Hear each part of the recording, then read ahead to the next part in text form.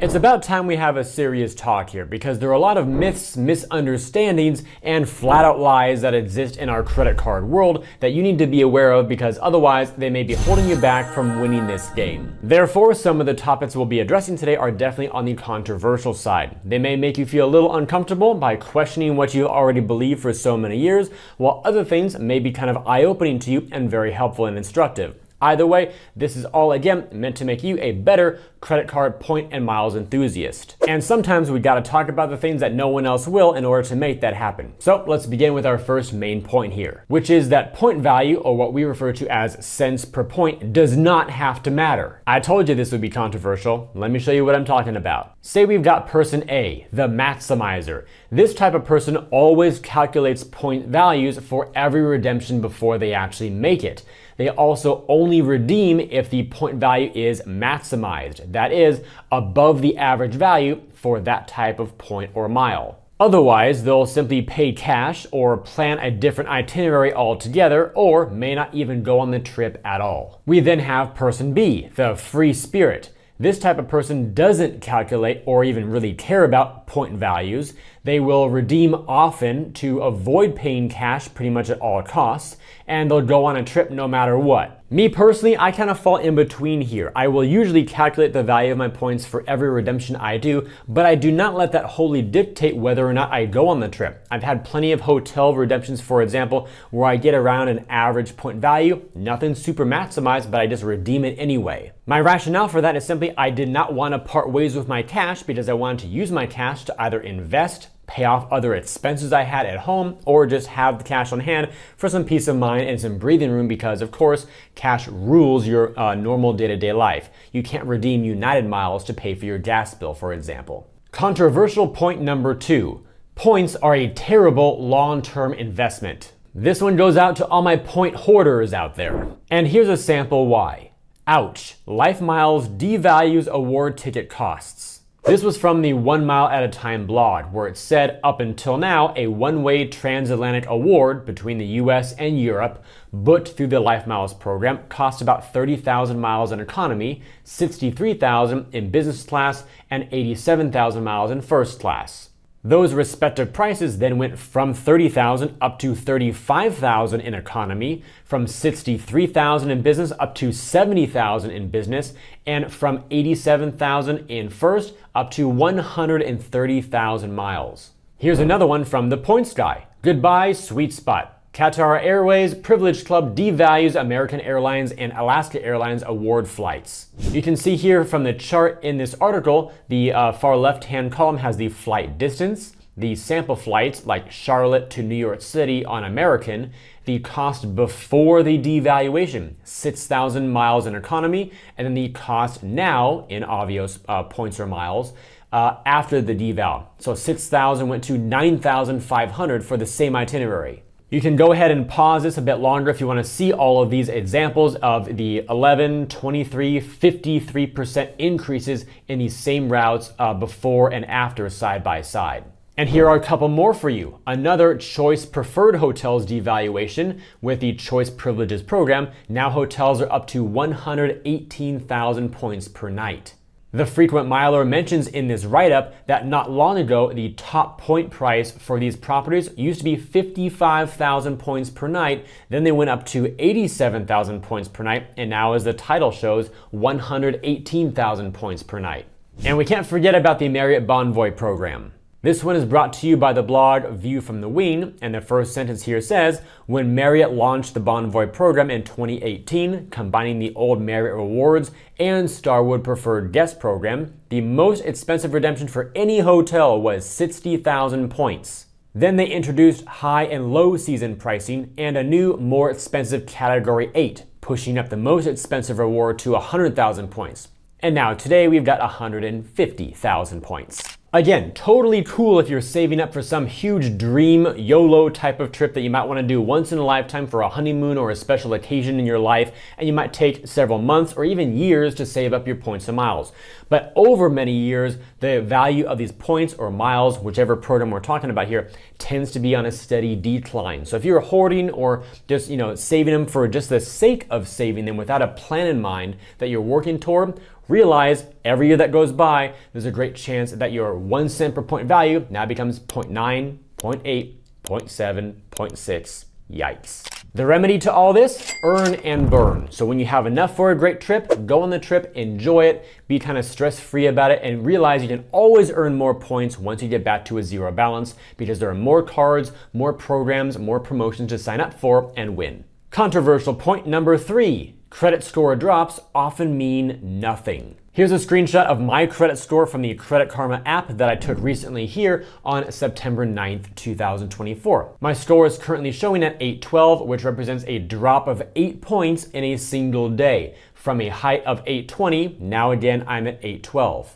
And some of the drops on this graph can look kind of scary. In fact, if you look at the far left here, I was actually down at a 782 back in March of the same year. So within a period of about 6 months, I had a range of scores of about 38 points of difference. Now, fortunately, my trend here has been upward over time, but as I showed you recently here, I had a drop of 8 points in a single day. And I've actually had similar types of things like 10, 15, 20 point drops within a single month as well. But in the real world, what did that actually mean for my day-to-day living? Absolutely nothing whatsoever. For a lot of people, they get obsessed over their scores and trying to maximize every single point they possibly can out of it for the sake of having a higher number in an app on their phone that nobody else sees. That said, there are some times where score drops do matter. So for instance, if you're about to apply for a loan, like a mortgage, an auto loan, etc., something big like that, you want to have the highest score possible. The same goes for if you're about to apply for a new credit card and the score drop changes the credit range you fall into. Here's a little graphic from Experian showing the ranges here. So it's much more about the range or bucket you fall into, not the exact number of your score. For example, an excellent score range is 781 to 850. That represents a range of 69 points. Also, a good score is from 661 to 780. That represents a score range of 119 points. Now, say you're walking in to buy a house or a car or something like that, they're not necessarily going to deny you or give you a better rate if you had a score of 724 versus 726. Both of those fall into the same exact bucket or range of a good credit score. So now the different ranges might have different cutoffs based on the scoring model or the person or lender you're working with, but in general, that's kind of how this model works. So if you're within the good range or within the excellent range, the score drops, which could be 10, 20, 30 points even, may have no real world implication whatsoever. Now, as you've likely experienced many times over in this credit card game, there's a lot of variance here. For example, point values can be different from one program to another. You may also be keeping track of different point balances from hotel programs to airline programs and working towards a bigger goal. Even your credit score might look different from what is reported from one bank versus Credit Karma versus FICO. So if you'd like a way to organize your entire world of credit and keep track of everything in one place, check out today's sponsor, MAXREWARDS. MAXREWARDS helps you manage multiple cards, benefits, rewards, and more all in one place. It's your all-in-one dashboard to view your credit card balances, the value of your rewards, any upcoming bills that you may have, and even your credit scores. It even shows you a list of all your transactions across all cards from all banks in one scrollable list. That way you know where you've been spending your money. And for any of those cards you may have with credits that are issued either monthly, quarterly, or annually, MAXREWARDS allows you to see how much of those credits you've used and when they expire. The same holds true for any cards that you have with quarterly or annual spend caps to make sure that you're tracking your progress there and earning the most amount of rewards per card. Then if you ever find yourself out and about wondering which card to use for a given transaction to really earn the most amount of rewards on that purchase,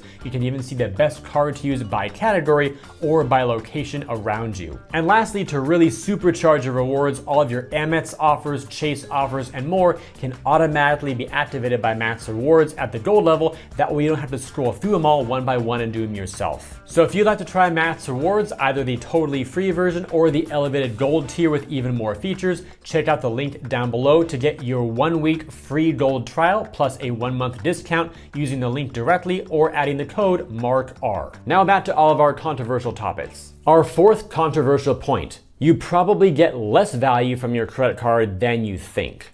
I know, that's probably not what you wanted to hear, but let me give you a few examples of what this all really comes down to.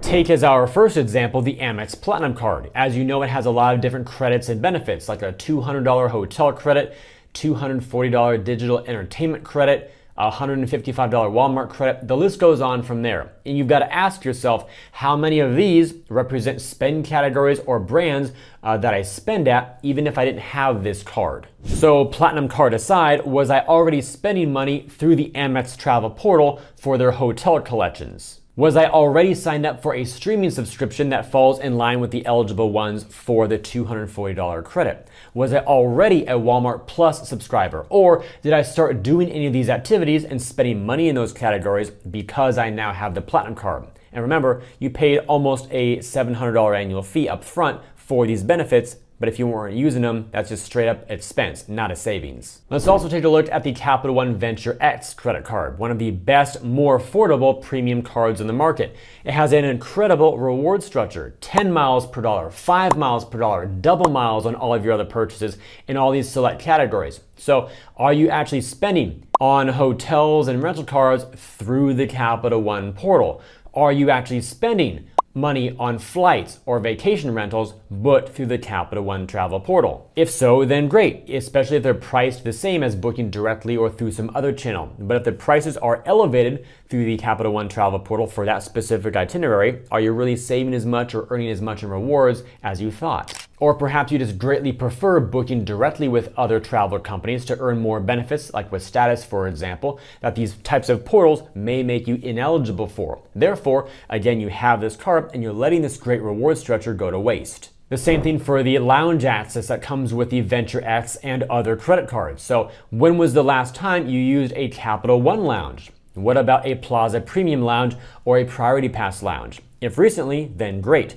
Will you be using this just once for the year, 3 times a year, 11 times per year? What is the answer for you? The more you use these benefits, the more it made sense. And of course, the contrary is true as well. The less you use these types of benefits, the less it made sense to have a card like this. The same holds true with the Hilton Honors American Express Aspire card. This one is loaded with benefits and might even be the best hotel credit card on the market. It has complimentary diamond status at the absolute top tier of the entire program, a $400 Hilton Resort credit, a free night reward every year you have the card, a $200 flight credit, $199 towards a Clear Plus membership, and no foreign transaction fees. The list goes on from here as well. It's definitely somewhat straightforward to maximize your benefits if you have 1 or 2 great travel credit cards, but the more you get and the more things start to overlap, the actual value you extract from one card versus another starts to really diminish very quickly. So I encourage you all to do a little bit of self-evaluation. Pull out the cards that you have and ask yourself and remind yourself of the benefits that you have and see, am I really using these benefits, or a lot of these kind of go into waste because I'm not traveling as much or in a certain way that I was in the past. Controversial topic number 5. Credit cards with annual fees can be highly worth it. Let's bring back that Hilton Honors Aspire card that we just talked about in a little bit of a list format here so it's easier to take it all in. These are not all the benefits, but they're most of the good ones here. If you just add up the top 4 credits there, the $400, $200, $199, and $100, that equals $899 of value. Subtract out the current cost of the annual fee, which is $550. That means you're basically getting an $899 package of credits for $550. So you're saving $349. This concept is also modeled by another card like the Delta SkyMiles Platinum American Express card.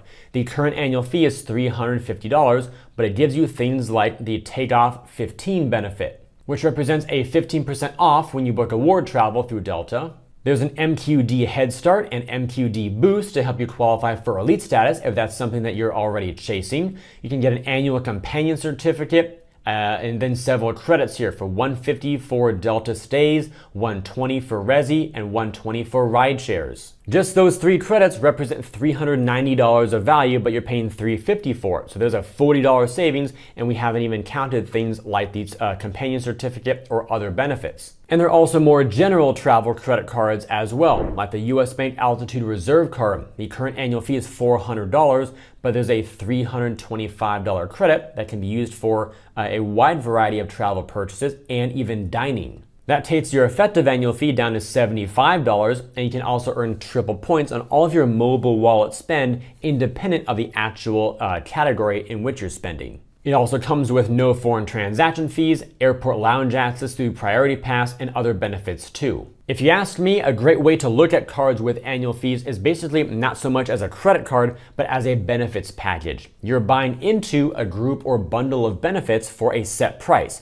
say $550. But if you get $1,000 of value from that package, then you really saved $450 on that. Assuming, of course, that you value and will use those benefits. Controversial topic number 6. Transfer partners do not guarantee the best value. And this one might surprise a lot of people, given how often people talk about how great transfer partners are. And they truly are, but there's also another side to this. To bring this a bit to life for you all, here's one example of the English Hotel in Las Vegas. It's part of the Marriott portfolio under their Tribute portfolio brand. You can see here that the award rate is 75,000 points per stay here, or in this case per night, since I'm searching for one night. And the cash rate is $354 per night for their non-refundable prepaid type of rate. If we go all the way through the booking process, there are no resort fees or anything like that, but there are some regular taxes and fees here. Those would likely be covered by your points.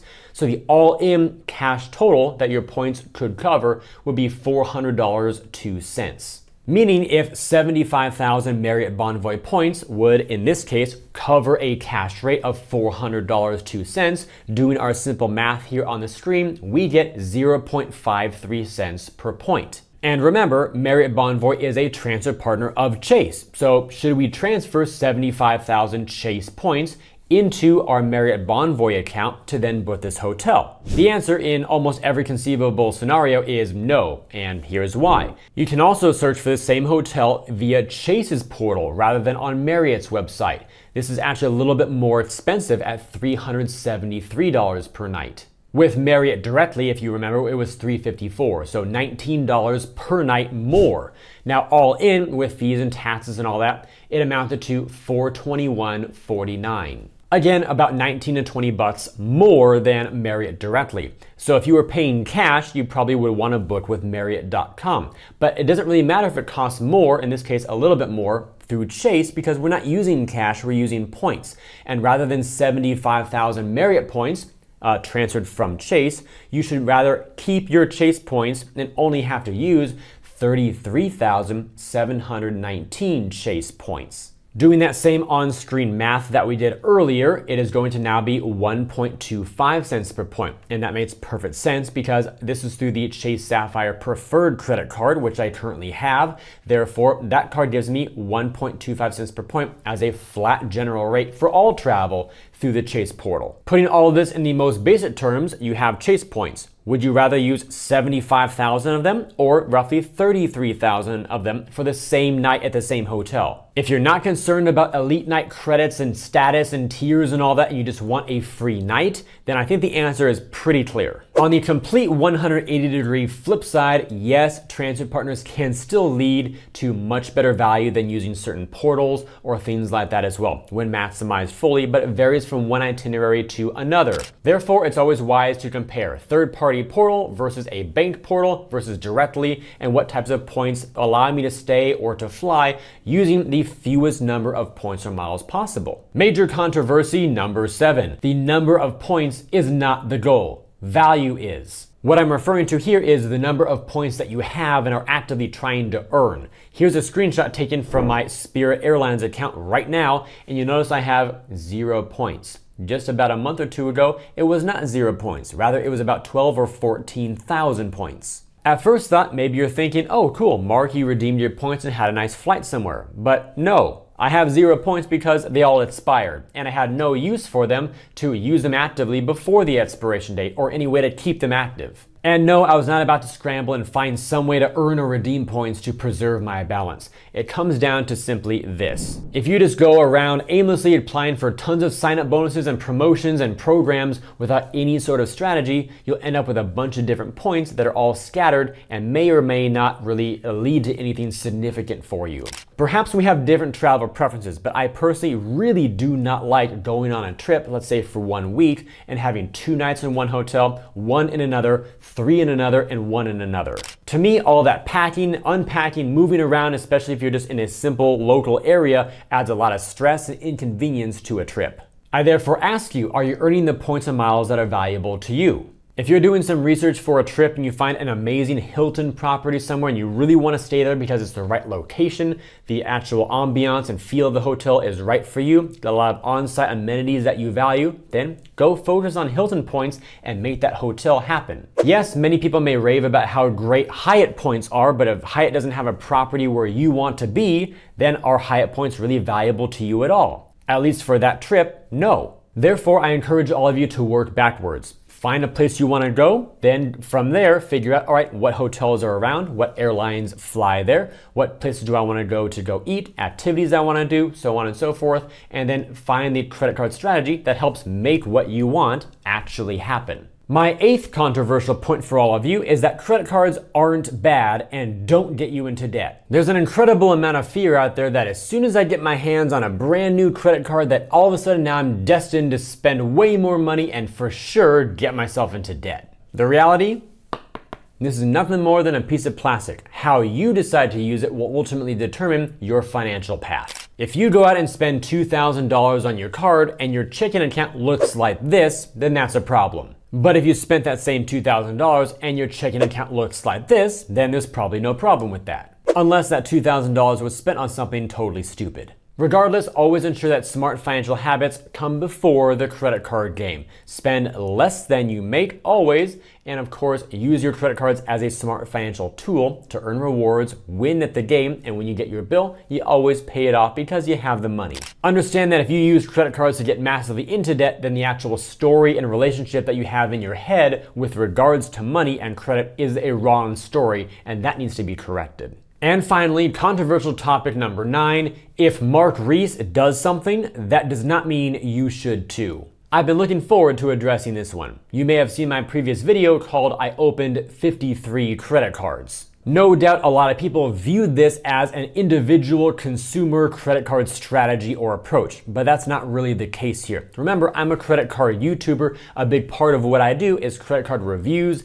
comparisons, talking about reward programs and how to get good value out of them. One of the reasons why I'm able to do so in such detail is because I have hands-on experience with a lot of these card products and their associated programs and benefits. It's the exact reason why if somebody asks me, hey Mark, can I redeem Bank of America credit card points into a non-Bank of America checking account?